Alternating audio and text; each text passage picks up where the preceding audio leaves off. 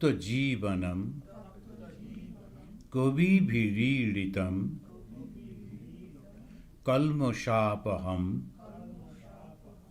শ্রবণমঙ্গলম শ্রীমদাততম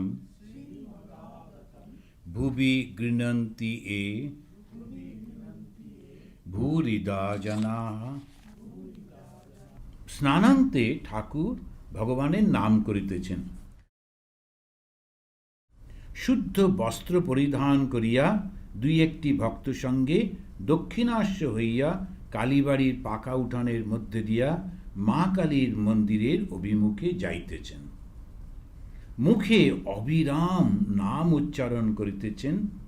দৃষ্টি ফেলে ডিমে যখন তা দেয় পাখির দৃষ্টি ওই রকম হয়, অর্থাৎ মনটা শরীরের থেকে বিচ্ছিন্ন হয়ে গিয়েছে। রামকৃষ্ণ তিনি যাচ্ছেন মা কালীর মন্দিরের দিকে স্নান টান করে, যেমন আমরা হয় একটু নতুন কাপড় পরিয়ে দিয়েছেন, এবার ঠাকুর যাচ্ছেন, তো দক্ষিণ দিকে যাচ্ছেন, ওই কালী মন্দিরের দিকে যাচ্ছেন। ঠাকুরের ঘর থেকে কালী মন্দির আমরা সবাই প্রায় গেছি দক্ষিণেশ্বরে, আমরা মনে করতে পারি ওই সিঁড়ি দিয়ে নেমে ওই বিরাট উঠোনটা পার হয়ে উনি যাচ্ছেন, কিন্তু মনটা ভেতর দিকে। সেজন্যে যেন ডিমে তা দেয় যখন পাখি, তার যেমন দৃষ্টি হয়। মা কালীর মন্দিরে গিয়ে প্রণাম ও পুজো করলেন। পুজোর নিয়ম নাই, গন্ধ পুষ্প মায়ের চরণে দিতেছেন, কখনো নিজের মস্তকে ধারণ করিতেছেন। পুজো করলেন মানে যে পুজোর যে মন্ত্রতন্ত্র দিয়ে সমস্ত করেন সেরকম কিছু করছেন না, ভাবের পুজো শ্রী শ্রী মাকে। অবশেষে মায়ের নির্মাল্য মস্তকে ধারণ করিয়া ভবনাথকে বলিতেছেন, না ডাব নে রে, একটা ডাব ছিল দিয়েছিলেন, সেইটা নিয়ে নিতে বলছেন। নির্মাল্য, এখন এই নির্মাল্যটা অনেক সময় একটা বেলপাতা, তার উপরে ফুল, তারপরে চন্দন, তারপরে একটু গন্ধ ছড়িয়ে দেয় এবং কয়েকটা আতপ চাল টাল দিয়ে একটা সুন্দর করে তৈরি করে। তো সেইটা মাকে অর্পণ করা হয় এবং সেইটি আবার নিজে নিয়ে আসে। সাধারণত ওইভাবেই দেওয়া হয়। এমনি ফুল লোকে দেয়, আবার যখন সেটাও করা হয় সেইটি মাথায় দিলেন এবং প্রসাদী ডাবটা নিয়ে আসছেন, পাকা উঠোনের মধ্যে দিয়ে আসছেন। সঙ্গে রয়েছেন মাস্টার ও ভবনাথ। ভবনাথের হাতে ওই ডাবটা রয়েছে। রাস্তার ডান দিকে শ্রী শ্রী রাধাকান্তের মন্দির। মাস্টারমশাইয়ের বর্ণনাগুলো এত সুন্দর যে যদি আমরা ওই যখন পড়তে পড়তে ওই কল্পনার মধ্যে চলে যাই, তাহলে আমাদের ওই অবস্থাটা হবে। প্রথমত আমরা নিজের শরীরটা ভুলে যাব, তখন এই দ্বিতীয় অবস্থায় গিয়ে আমরা দেখব শ্রী শ্রী ঠাকুরের সঙ্গে আমরাও যাচ্ছি। প্রথমে মন্দিরে গেলাম, পুজো হলো, যখন ফিরছি তখন ডান দিকে রাধাকৃষ্ণের মন্দির।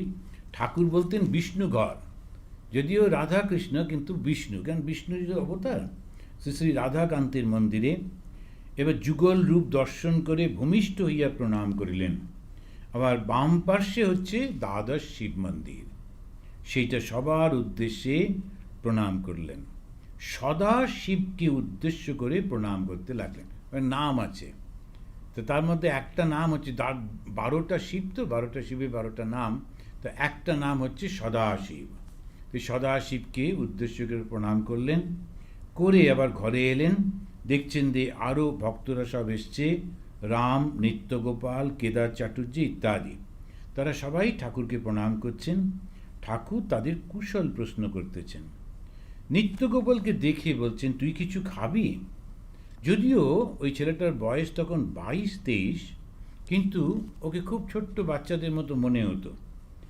আর ওর নিজের অত শরীর বোধ ছিল, 22-23 ছেলে মানে একদম যুবক, কিন্তু ছোট্ট বাচ্চার মতো ব্যবহার করত এবং খুব ভাবের মধ্যে থাকতো। তো ওই ভক্তটি বলছেন, ভক্ত মানে ওই বলছেন যে খাবো, ঠিক বালকের ন্যায় বলছেন। তারপরে খাবার পর গঙ্গার উপর পশ্চিম ধারে গোল বারান্দাটিকে তাকে লইয়া চলিলেন, তাহার সঙ্গে আলাপ করিতে লাগলেন। ওই গোল বারান্দাটা ছিল ঠাকুরের খুব স্পেশাল জায়গা। যখন কাউকে খুব স্পেশালি কথা বলবেন তখন ওইখানে নিয়ে গিয়ে কথা বলতেন। নরেন্দ্রনাথকেও মাঝে মাঝে ওইখানে গিয়ে কথা বলতেন। তো এই গোল বারান্দাটায় উনি ওকে নিয়ে গেলেন, তারপরে জিজ্ঞেস করছেন। তো ওই যে ওখানেতে একজন ভক্ত মহিলা আসতেন, ওই মাঝে মাঝে ওই ছেলেটিকে নিয়ে গিয়ে ও খাওয়াতো।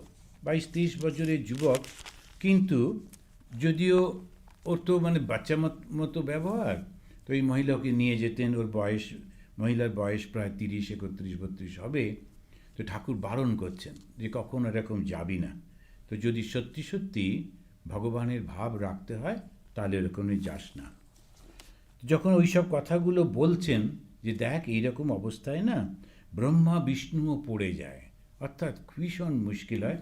ঈশ্বরের দিকে যেতে হলে ঈশ্বরের দিকে মনটা রাখতে হবে, এটা খুব জোর দিয়ে বলছেন। তখন মাস্টারমশাই নিজে নিজেই বলছেন, স্বাগত, কি আশ্চর্য এই ভক্তটির পরমহংস অবস্থা। ঠাকুর মাঝে মাঝে বলেন এমন উচ্চ অবস্থা সত্ত্বেও এর বিপদের সম্ভাবনা। সেই জন্যে সাধু সাবধান বলে প্রায় ঠাকুর বলতেন। তা না হলে, এরা শুধু ছেলেদের বলছেন তা নয়, মেয়েদেরও বলতেন। যাদের ভাবটা হচ্ছে ঈশ্বরের দিকে যাব, তখন ওই বারণ করতেন। তার কারণটা হচ্ছে একটা দায়িত্ব নিয়ে ফেললে তখন আর তো পুরোপুরি মনটা দেওয়া যায় না, তখন আবার একটা অন্য দিকে চলে যায়। তখন মাস্টারমশাই বলছেন, এখন বুঝলাম শ্রী চৈতন্য ছোট হরিদাসের উপর কেন এত কঠিন শাসন করিয়াছিলেন। মহাপ্রভুর বারণ সত্ত্বেও হরিদাস একজন ভক্ত বিধবার সহিত আলাপ করিয়াছিলেন। হরিদাস সন্ন্যাসী, তাই মহাপ্রভু তাকে ত্যাগ করিলেন। সন্ন্যাসীর কঠিন নিয়ম, কিন্তু ভালোবাসাও আছে। তো সাধু সাবধান এরকম বলছেন। এই যে সামাজিক যে ব্যবস্থাগুলো, পুরো ব্যাপারটাই হচ্ছে মন নিয়ে। এখন এই সেই মনটা যদি বিক্ষিপ্ত হয়ে যায়, মনটা যদি এদিক ওদিক চলে যায়, আর বিশেষ করে যখন মানুষ সৃষ্টি হচ্ছে, চেষ্টা করছে, তখন সবটাই ভেঙে পড়ে। ওই কারণের জন্য এরকম করতে হয়। তো একেবারে ঠাকুর নিজেই ঠাকুর অন্যান্য জায়গায় বলেছেন যে চারা গাছ থাকলে তখন বেড়া দিয়ে রাখতে হয়। তো বেড়া মানে কি, ওই বন্ধ করে রাখতে হয়, তা না হলে পারে না।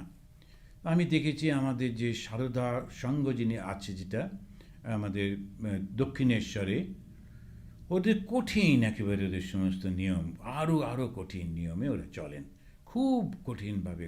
তা না হলে ওরা একেবারে পুরুষদের, হয়তো ফ্যামিলি গেছে বেড়াতে, হাজব্যান্ড ওয়াইফ ছেলে মেয়ে, ওরা মার মেয়ে ভেতরে গিয়ে দেখা করতে পারেন সন্ন্যাসীদের সঙ্গে, কিন্তু অন্যদেরকে মন্দিরে বসে থাকতে হয়, বাইরের দিকে বসে থাকতে হয়, ভেতরে ঢুকতেই দেন না। বেলুড় মঠেও আমাদের মোটামুটিভাবে খুব যে লিখিত কোনো নিয়ম আছে তা না, কিন্তু যতক্ষণ ভক্তরা বেলুড় মঠ দর্শন করতে আসেন, সমস্ত সাধুরা নিজের ঘরে বা অফিসে বা কাজে কর্মে তারা একটু অন্যদিকে থাকেন। একদম যার প্রয়োজন ও হয়তো মাঠের ওপর দিয়ে যাচ্ছে বা এরকম। বৃদ্ধ সাধুরা বিকেলবেলায় বেরিয়ে এখানে বসেন, ভক্তরা এসে তাকে ঘিরে একটু কথা টথা বলেন, প্রণাম করেন, আর প্রেসিডেন্ট মহারাজে প্রণাম, কি ভাইস প্রেসিডেন্ট মহারাজে প্রণাম, এরকম চলতে থাকে। তো এইটা কেন করা হয়? তার কারণ ওই যে প্রভাব পড়ে যায়, সেই কারণের জন্য এইটি হয়। আর যখন পরে ওটা বুঝতে পারা যায় না, আস্তে আস্তে করে ওইটি ভগবানের থেকে দূরে নিয়ে চলে যায়। তাই খুব মোটা করে মাস্টারমশাই লিখেছেন, সাধু সাবধান, ভক্তরা এই গম্ভীর মেঘগম্ভীর ধ্বনি শুনিতেছেন।